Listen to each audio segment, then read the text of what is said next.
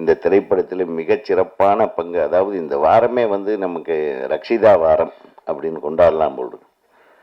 அடுத்தது உங்கள் படம் ஏதாச்சும் இருக்கம்மா ஆடியோ ரிலீஸ், அதுக்கு கூப்பிட்டுரு, அதுக்கு யாராச்சும் சொல்லி ஆள் வச்சு கூப்பிட்டுருங்க.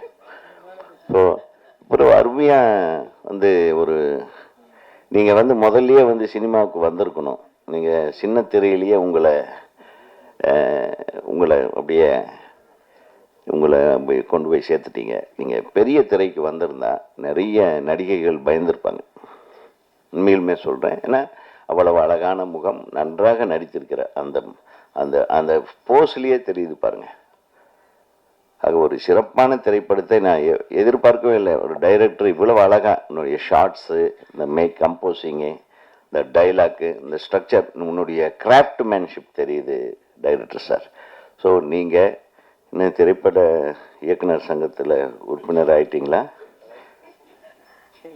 ஆயிடணும். நாளைக்கு ஆள் அனுப்பி கரெக்டா நம்ம ஒவ்வொருத்தரையும் சொல்கிறேன், சங்கத்தில் சேர்ந்துட்டிங்கன்னா சங்கம் ஏதாச்சும் ஒரு பிரச்சனைன்னா உங்களுக்கு வந்து நிற்கும், இல்லைன்னா கஷ்டமாயிடும்.